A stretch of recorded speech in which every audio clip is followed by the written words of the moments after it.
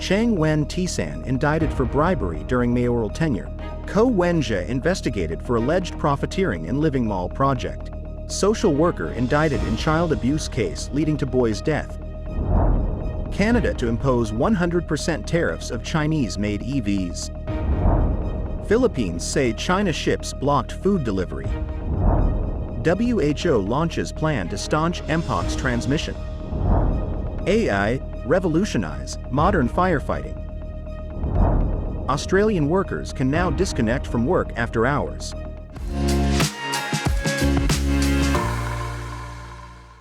Hello, I'm Wei Li. Thank you for joining us on Funday News. It is Wednesday, August 28th, and here are your top stories. In local news,郑文燦, the former chairman of the Straits Exchange Foundation, has been indicted for allegedly accepting a bribe of 5 million NT during his tenure as mayor of Taoyuan.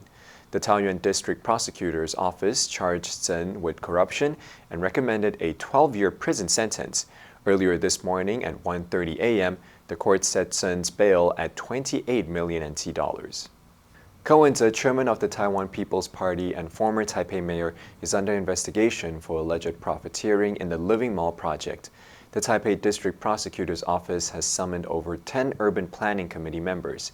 Former Deputy Mayor Wen-tsan faces travel restrictions.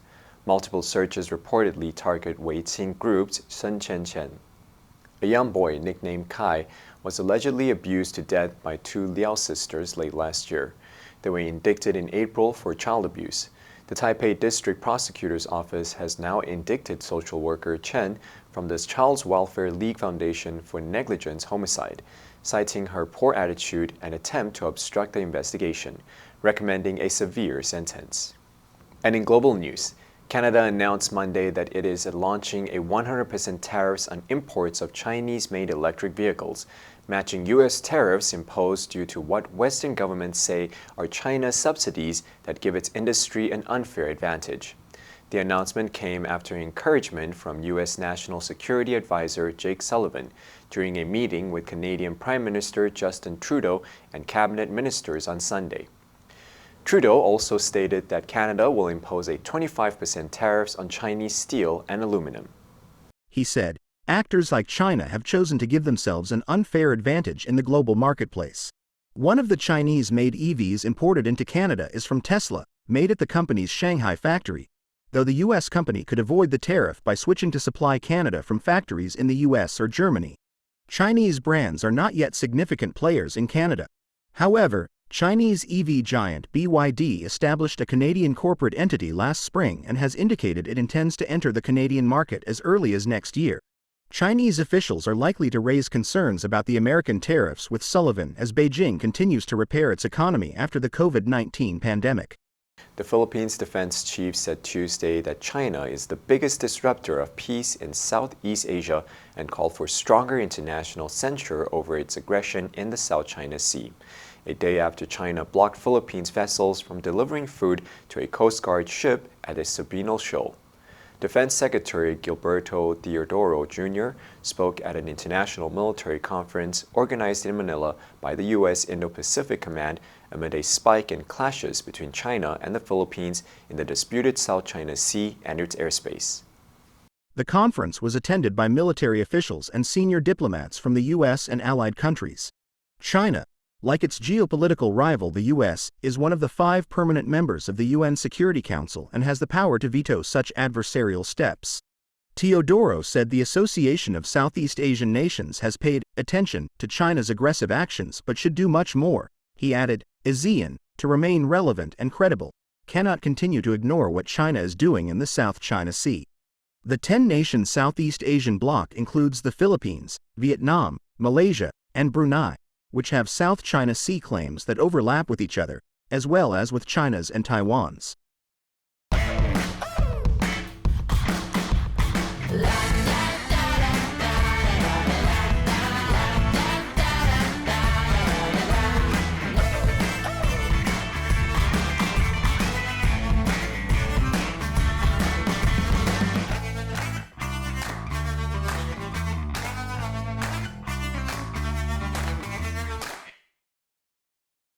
The UN Health Agency on Monday launched a 6-month plan to help staunch outbreaks of Mpox transmissions, including ramping up staffing in affected countries and boosting surveillance, prevention, and response strategies.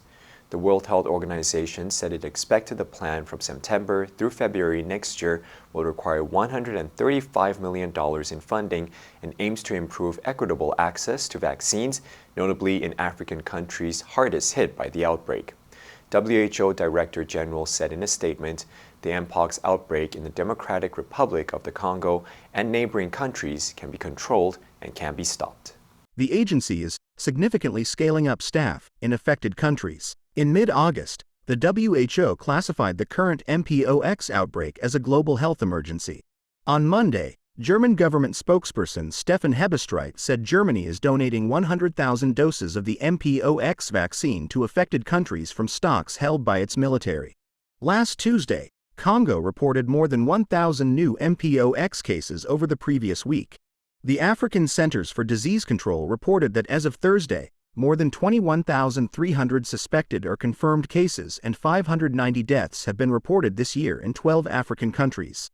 Mpox belongs to the same family of viruses as smallpox but typically causes milder symptoms like fever, chills, and body aches. It mostly spreads through close skin-to-skin contact, including sexual intercourse. As California's wildfire alter landscapes, threaten homes, and endanger communities, a new ally has emerged for firefighting agencies: artificial intelligence. Utilizing AI technology in both prevention and response has become a concrete stone of California's firefighting efforts. Known as a camera quilt, the network has more than 1,080 high-definition pan-tilt zoom cameras deployed across the state.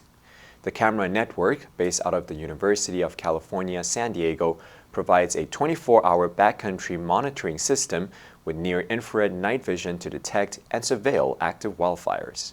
In 2023, Time recognized California's use of AI to detect wildfires as the best invention of the year.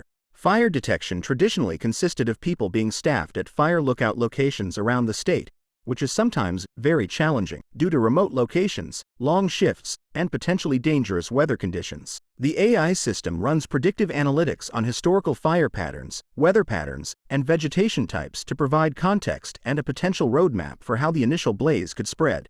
The TechnoSilva system also integrates data from satellites and weather stations to model fire behavior and predict potential wildfire hotspots. Employees in Australia can now ignore such intrusions into home life thanks to a new right to disconnect law designed to curb the creep of work emails and calls into personal lives. The new rule, which came into force on Monday, means employees, in most cases, cannot be punished for refusing to read or respond to contacts from their employers outside work hours. Supporters say the law gives workers the confidence to stand up against the steady invasion of their personal lives by work emails, texts, and calls, a trend that has accelerated since the COVID-19 pandemic scrambled the division between home and work. Australians worked an average of 281 hours of unpaid overtime in 2023, with the estimated monetary value of this labor at $88 billion. The changes place Australia among roughly 24 countries with similar laws. France pioneered these rules in 2017, and a year later fined pest control firm Rentokil initial $66,700 for requiring an employee to always have his phone on. To cater emergencies and jobs with irregular hours, the rule still allows employers to contact their workers, who can refuse to respond only where it is reasonable to do so. Determining whether a refusal is reasonable will be up to Australia's industrial umpire, the Fair Work Commission, which must consider an employee's role, personal circumstances, and how and why the contact was made. The answer for yesterday was C, boost. The new advertising strategy provided a significant boost in customer engagement. Did you answer correctly? Now let's delve into the news of Australian workers can now disconnect from work after hours. Number 1, curb, 减少. The City Council decided to curb the use of plastic bags to reduce environmental pollution. Number 2, accelerate, 加快. The company accelerated its product development to meet the growing demand. Number 3, creep, 慢慢渗入. The fog began to creep into the valley as night fell. Next, we have a multiple choice question for everyone to practice. Which answer would you choose? You can write your answer in the comment section. The correct answer will be announced tomorrow. And that's it for today's Funday News. Be sure to tune into Funday News from Monday to Friday and click the link below to join Funday for free. I'm Wei Li, your host. I'll see you next time.